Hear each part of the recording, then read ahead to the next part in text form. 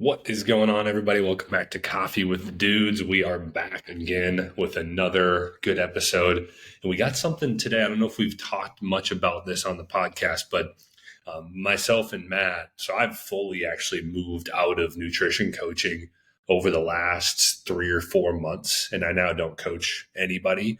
And Matt has pivoted and actually gone into a different career and does more of the nutrition coaching stuff on the side now and kind of has shifted the way he does it. And so we just kind of wanted to pop on here and talk about why we made that shift. And, I know it's somewhat similar for both of us, but a little bit different. I'm sure we have a little bit different stories as well. But I know for me, I came from, coaching for over 3 years. And, it just, there's a lot of things in the industry we were just talking about before this. They kind of started to push us in different directions. But what would you say is kind of the main reason why you kind of made that shift there, Matt? Yeah, I think it was a handful of things that added up for me, and like first and foremost, I feel like I'm always going to coach in some capacity, and I really felt like when I've made this pivot now to be able to coach people who are in our shoes, being like coach helping fitness and nutrition and health business owners has been a breath of fresh air because it's a different audience. It's not like discussing macros and sets and reps necessarily and weights and things like that. Although those are topics of discussion, it's more of like how do we leverage these tools to be able to use a software or technology so that you can thrive in your business. And so the conversations are totally different. So it's been really nice. But I think I'll always coach in some capacity. This just happens to be what it is now. But like the thing that got me to even start to pivot or like look for other things was because and you probably felt this too, but I felt like this pull of, in order to continue to stay afloat or stay relevant, I had to do things that the industry was doing to be able to keep up, just to stay afloat. And for me, it didn't sit well. And like a couple of examples would be like the whole social media thing of, you and I were just talking about it. It no longer became like put out the most educational content or the thing that's going to help somebody the most. It was this race to be who's the loudest, who's the person that could stand out the most, who can do something obnoxious and grab somebody's attention the first 2 seconds to be able to keep them on your video to then later deliver the message. So like you had to buy into this game and you had to play it to keep up. And for me, just something just that's probably the biggest thing. That's the thing that just didn't sit well with me, right? Because I felt like I was not being true to myself, even if I was giving an authentic message. The way I felt like I was like forced to do it through social media, like did not feel good, did not feel comfortable, did not feel like I was truly and authentically being myself. I even look back at some of my videos and I'm like, man, that was like totally scripted. I was told to do that, like like through our mentorship programs and stuff, like it was totally just forced. And I was like, I can see that now because it was a different version of me. But when I was in it, I was like, I was playing the game. I was kind of like drinking the Kool-Aid, trying to keep up with everybody and trying to do what was popular on social media to try to cause a buzz and like, ruffle some feathers like they taught us to do. And then at the end of the day, I was like, man, I don't want to do any of this. Like I'm here to coach and like do the stuff that I actually enjoy. And I understood how much of a weight that had in order for you to continue to keep doing what you're doing online, right? Like socially online. Um, yeah, eventually you get burnt out of it, man. What about you? Yeah, I mean, very similar. It's like we learned that really to be successful with health and fitness and to achieve your health and fitness goal, it really is like the super basic stuff. But like the super basic stuff isn't sexy, right? So it's Yeah, not you're not going yeah, to catch yeah, anybody's attention with like, oh, eat quality foods and eat yeah. protein and Drink more drink water. and like walk and work out and like all these things that it actually takes to like be successful in this. Hmm. You're not going to ever catch anybody's attention with that. So it's like Right. if you see the people that are very successful, now there's some outliers that like they grew their message and they're like very good at what they do and they preach the stuff that's Yes. it's the Yep. basic stuff. But Yep. there are a lot of people that it's like some crazy fucking method, right? Like that's just something that everybody who's tried a million things and hasn't succeeded, it's just another thing that they're like, oh, well, maybe that's the reason why I haven't Yeah. succeeded, right? And so it's like they see this out of the box method, or like this person like saying that fruits are the reason why you're, like it's like all these stupid messages that don't Don't make drink this. Don't eat that. yeah, Like it's this like has this chemical. This has that. Like, eggs. It's like eggs are the price. It's like they'll find a different, yeah. like, really really quality food and try to like debunk it. So it just became stressful. I think Hmm. it became stressful not only in that sense where it's like God, like I want to preach the right things and like have people come to me, but also it's like it's stressful like Yeah. in any business, right? I think that when you are doing a business by yourself and you like you need to get clients to make money, Hmm. it can be a tough thing Super to do. stressful. We both like we would run challenges and then we'd have these great months and then we'd have these really down months, and it's just a huge roller coaster ride of Absolutely. emotions, and so it can be difficult in that sense too. That's part of the reason as well for me, and some of it too is just I lost a little bit more of the passion Yeah. for it as a win, and I think some of that is comes from the it's so hard to show. It's so hard to really like show up in an industry that's so saturated, because we talked about this a little before as well, but everybody under the sun decided they're going to be a health coach, at a Yeah. certain point. It was kind of the pandemic really that Yeah. pushed people. It pushed a lot of personal trainers from in person to online, Hmm. and then it just pushed like people that were like, well, I lost 30 pounds, then I'm going to teach I'm a people how coach to now. Yeah. I'm going to teach you how to do it. they Yeah. didn't go through any certifications or go through any sort of things to really know how to deal with the different types of people that are out there coming to them. It's like, this is the way I did it, so this is what I'm going to teach, right? And Yeah. which is okay, like that, there's nothing wrong with that. But like I think that a lot of people just seem to think like there's one way to do it, and then I'm going to show that one way, and if it doesn't work for you, then you're the problem, type of thing. Right. Yeah. Yeah, there's a lot of that too, right? And that's a great point of like one-dimensional coaching. Like this worked for me.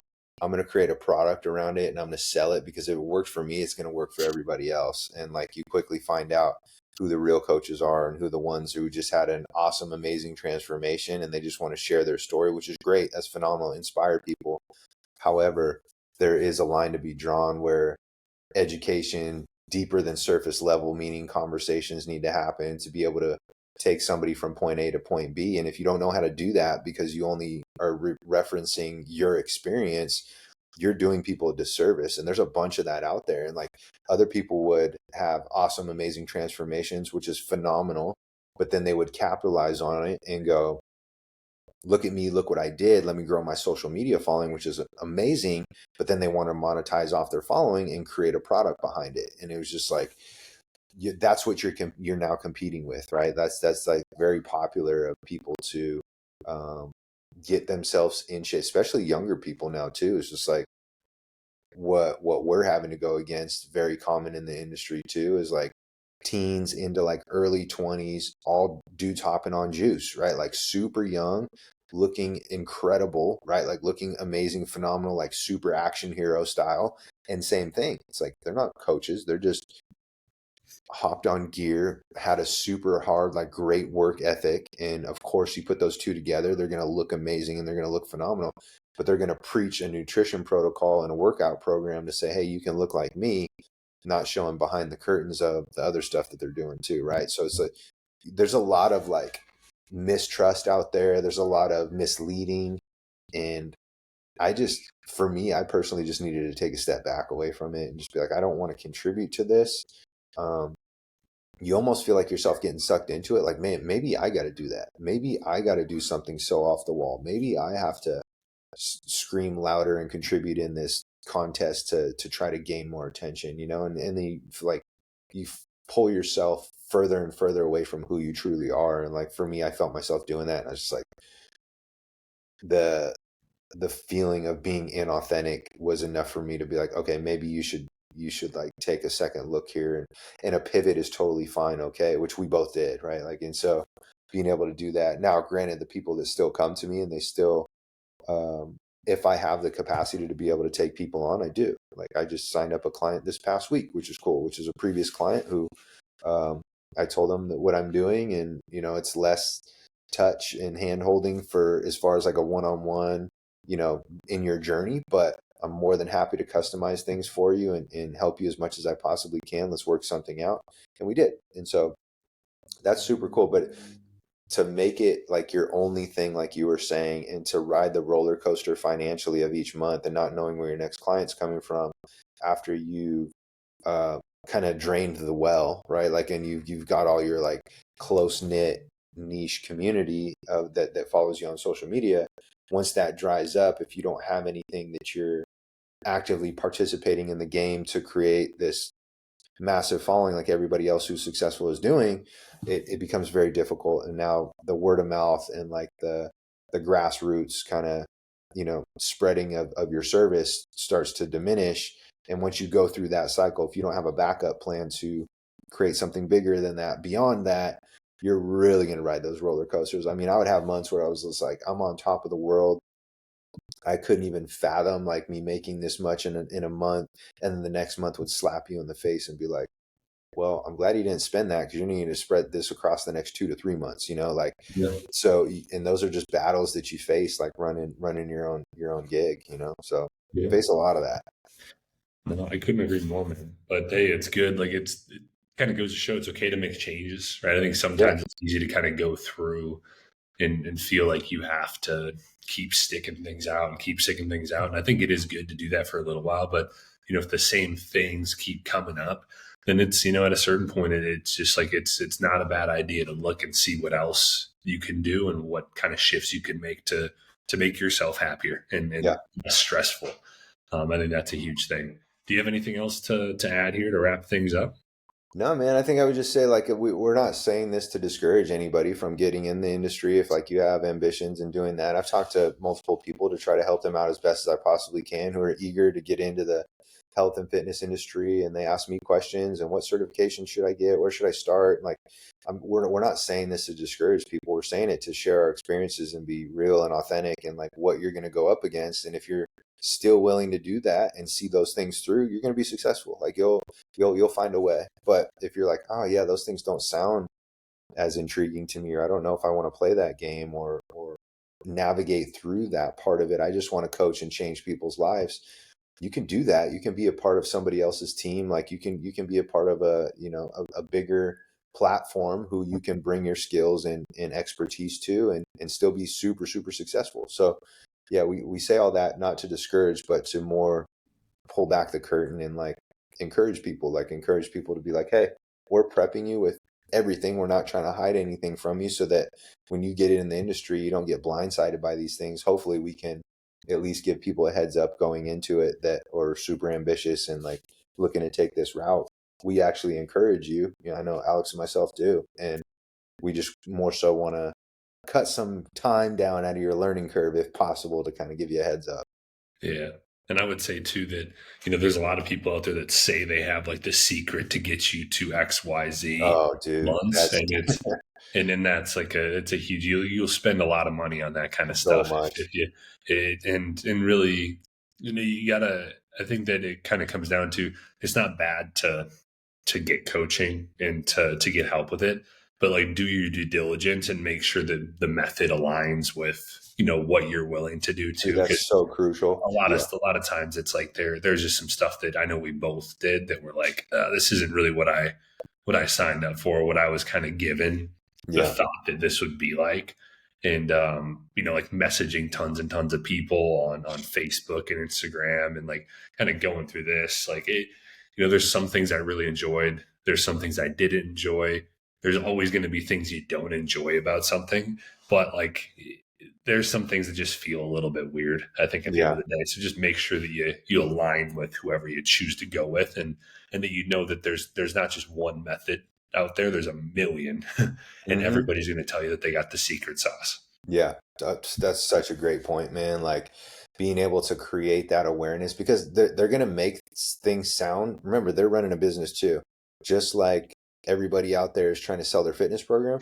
There's coaches out there trying to sell coaches too. So that's a whole nother ball game that you're going to have to digest and unwrap and unravel. And like, they're going to show you the good reviews. They're going to make all the best promises. They're going to hit your pain points. They're going to feel like they're speaking exactly to you.